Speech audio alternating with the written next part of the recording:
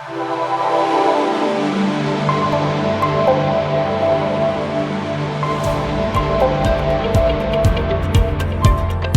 is that you? How's Paris? How's the evening? How's life? What's new? Good morning, Max. I'm doing great. That's, just this time of the week when you and I have a chance to catch up. So just feel great about that. And the fact that this story today, again, has nothing to do with me and nothing to do with you makes it all the better. So who are you the proxy for this week? Well, actually, I'm going to cheat. I have my own Oh, story, and it's just a little too compelling not to just tell.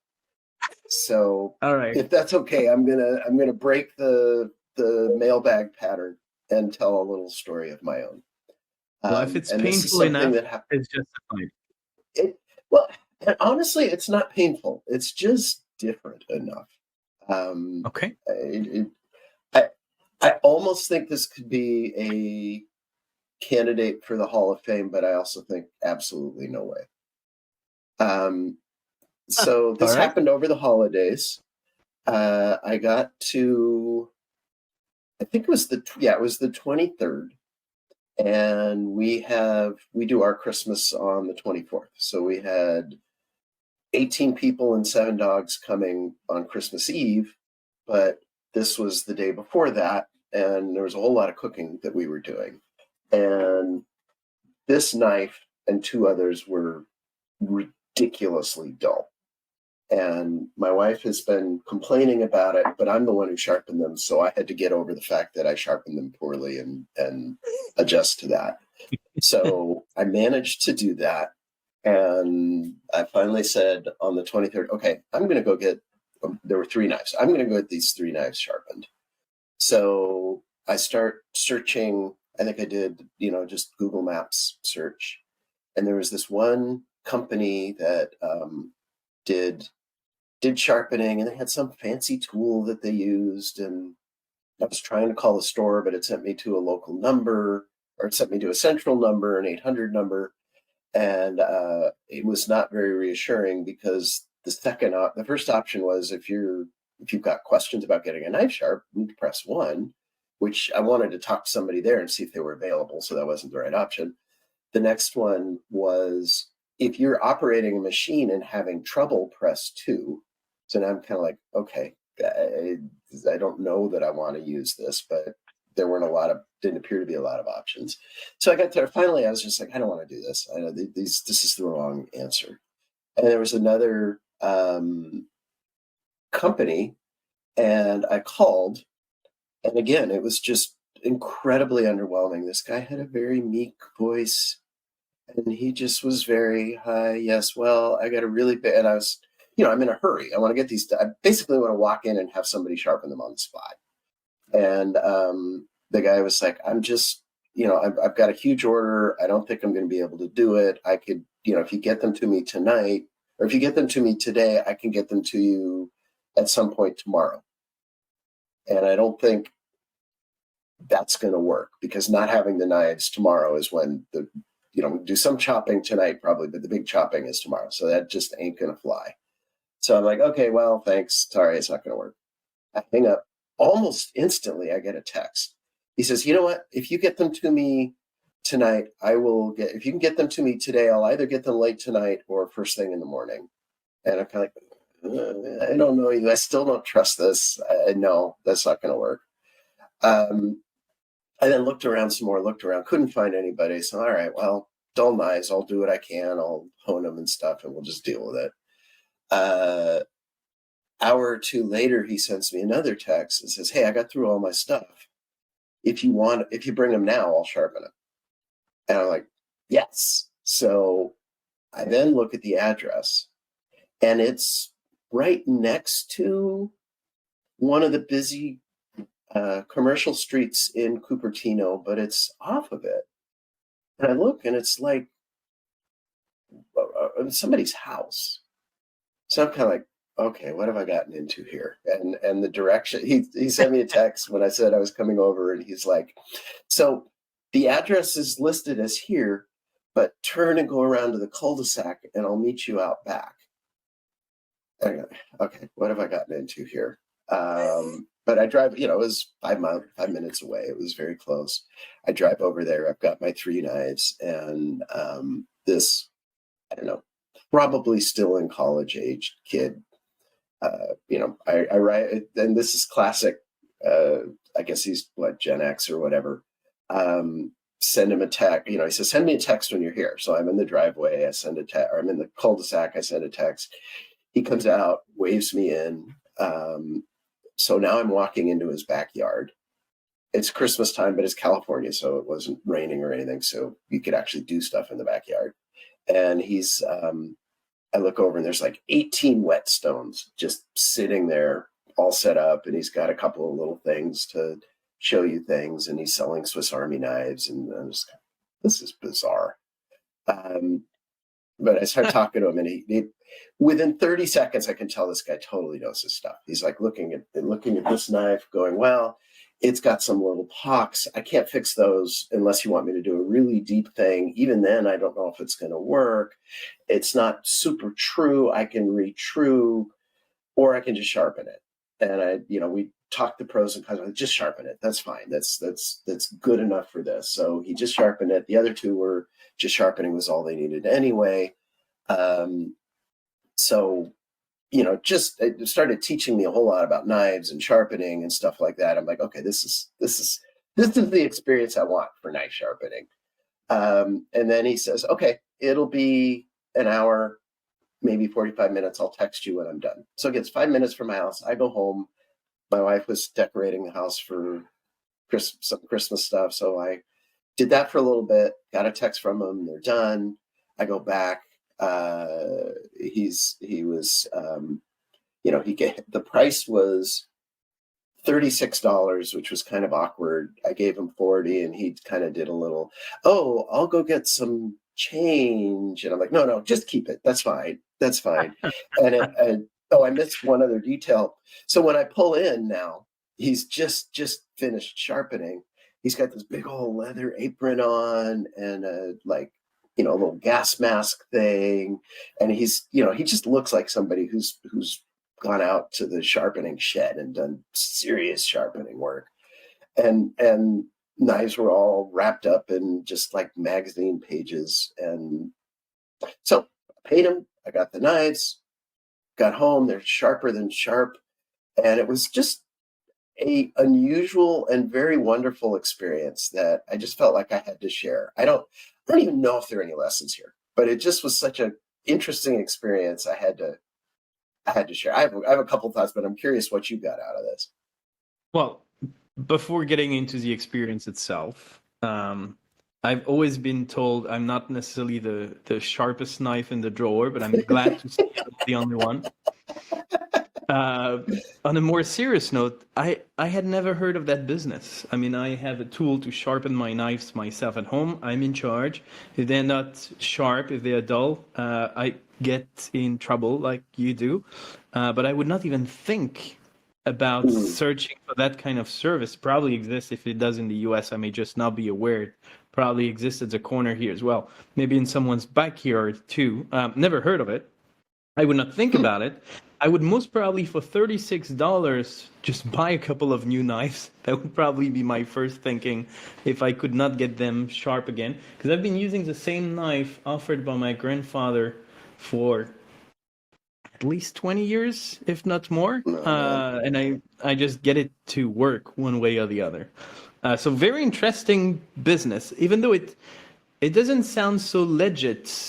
Was it a real company in the end, or was it just someone doing a side gig, not too official? This is a. I assume he's a college kid, but who knows? He may be older than I was thinking. This is a side gig for a college kid. Absolutely. Okay. All right. So but you searched for it. So there was a real business. I mean, not necessarily this one, but yes, that's an industry. And there's a. I don't know if you have Sur La Table in France. It's a large, very high-end kitchen shop, with super fancy boilers and whatever. You can buy anything in the world there for your kitchen. And they have a knife sharpening service that they promote pretty heavily. now you're making me feel bad because I did get my Boy Scout knife sharpening merit badge, and I have successfully sharpened knives. And I thought the knives I sharpened really didn't come out that bad, but my wife begs to differ, and I just was like, you know what, I don't want to. If she says so, she must be right. Don't argue, just go along. Exactly. It actually, okay, I would take a slightly different angle for that story. Not that the second part is not interesting, but that's the first part that I find the most interesting. If that's a service that companies offer, it has, in my opinion, it has to offer two very critical criteria. Number one, proximity. You're not going to drive 50 miles for sharpening your knives, right? And number two is speed. I mean, if you tell me, send them to me next week, and in 6 months' time you will have them. Look, we're talking about knives I'm cooking tonight. It's not something that I can wait for days or even hours. It has to be done now. But by the way, very much surprised that it took 45 minutes. But again, I'm not a knife sharpening expert. As a scout, I didn't get the badge. So and it looks like the businesses you contacted were kind of local, but not quick. And it could be because it's a Christmas period, maybe the bad time to ask for this kind of service. But it feels like it's lacking something incredibly important, which is part of the basic customer expectation. I agree with that. And that was part of my problem was I worked under the assumption that, if I want to get a knife sharpened, I'll just walk in and do it. And there's some guy in a leather apron just sitting there waiting for somebody to come in with a knife to sharpen. And I think you're right. Picking the day before Christmas Eve is probably the highest demand knife sharpening day, short of the day before Thanksgiving. And so I think that might have worked against me. I think if I were to do it today, I'd probably just walk in and, I could go to 3 or 4 places and there'd be somebody just available for it. But then the other thing that I was thinking about is your shopping pattern. I totally understand why you reached out to people in the first place. Naturally, I think I would have taken my car and go to whatever place I know and try to engage directly. I would not have gone to the internet for that kind of service. But again, it's probably because I expect it will take 5 minutes. It's something they do very quickly, very easily. That's probably my lack of knowledge of that specific business. But I would have expected to go there directly. Then I was thinking, and again, that's the US. You probably walk with much crazier stuff in your backpack anyway. But who would walk in the street with a kitchen knife in their backpack? It sounds like you definitely don't want to encounter the police at that point. I don't know. Is that a normal thing? You know what? Honestly, had it been today, that's probably what I would have done. I would have gone to a couple. But there are two things with that. One is, other than Sur La Table, which I'm pretty sure is going to overcharge to an insane amount because it's such a high-end, fancy place. I don't know. This is the first time I've gone to a knife sharpener since I've lived here in 20 years. So it's not like I know where to go. I kind of simplified the story. This other place, I did, when I couldn't get through to anybody on the phone, I did just drive to that one, and couldn't find the store. It was supposed to be in this little strip mall, and it wasn't there as far as I could tell. So I did actually try that, but it just wasn't there. The only reason really I called and didn't just like, okay, there's one here and there's one here, I got another errand I can do near there, I'll just make that part of my errands, is getting one of those to work. The only reason I didn't do that is because it was so close to Christmas, and I thought, this is probably a busy time. So there is another part of your story that we did not uncover, which is a very interesting piece, I find, but probably not something that could scale to a real business, is a chasing part. We were talking about this the other day. Can't remember which story it was, but we were talking about proactively reaching out. Oh, that was the Yes. Amazon piece, right?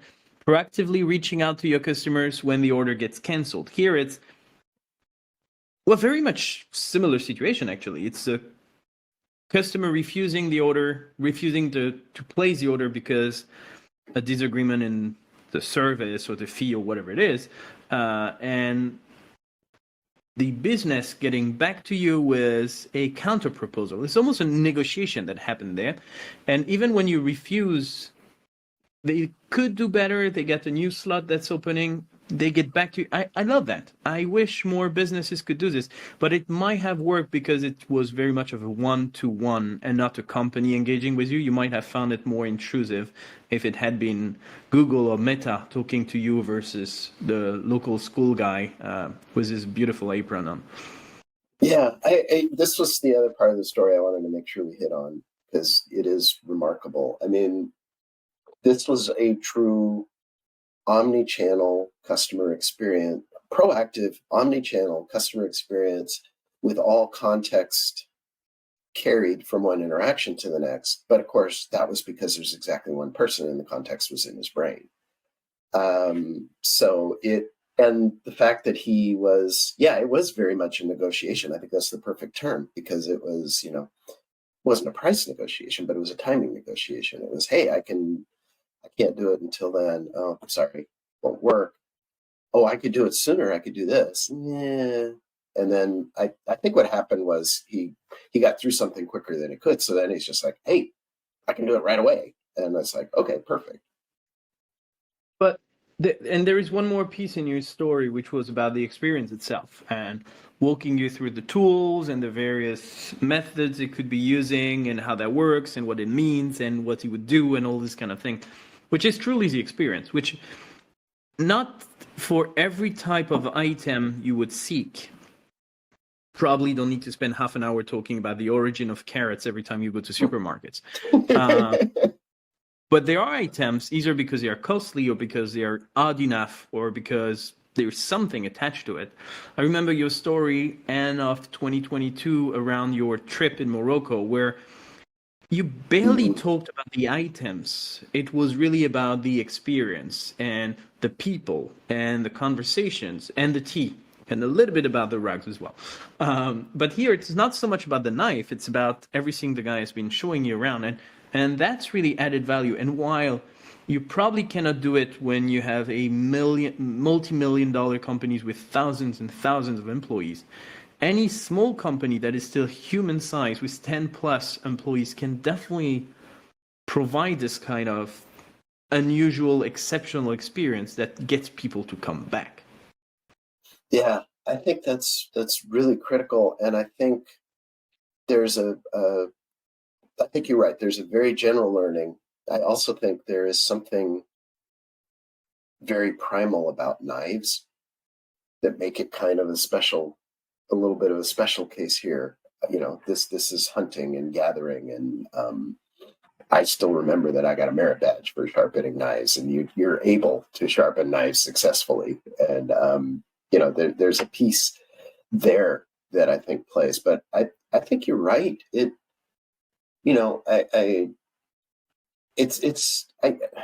think I have one last thought here. It is the contrast of this other company that I tried to call. And, their whole thing was, people don't do this. We have a machine and, you need somebody smart enough to drag the knife through the machine. And they just completely dehumanized everything from it. You can't call the local person. You call an 800 number. And all I ever got was an IVR. I didn't even get an option to talk to a person, really, unless I wanted to pretend I had a broken machine. And this is something where the human touch was so valuable in comparison. Again, availability and timing was the only criteria that was going to get my business. But boy, am I going to go back to this guy if he's still around. He may graduate in June, and that'll be the end of that business. But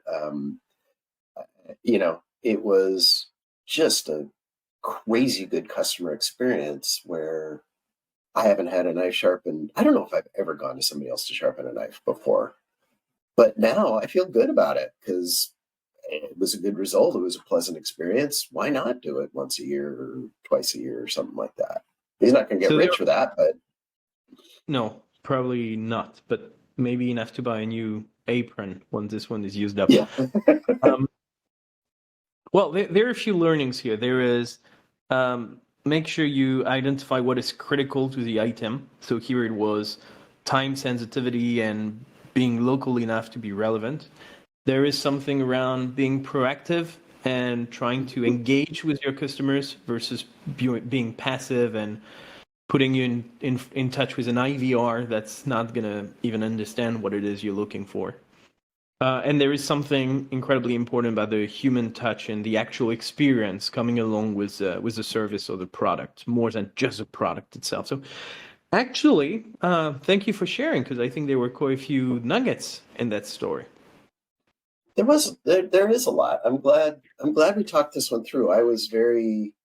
This is just so odd. I don't know where it's going to go when we talk about it, but I really felt like there was enough here that I wanted to take a break from the mailbag, at least this one round, and dive into it a little bit. But we'll be back to the mailbag next week, won't we? Yes, we will. I think it'll be your turn. Next time I talk, I have one from the mailbag, so I'll be doing one of those. Excellent. Well, thank you so much again, Max. I hope you feel probably better is not the right word, sharper. And I will definitely talk to you next week. Sounds good. Thanks for honing in on all the issues here. Thank you. Bye, Max.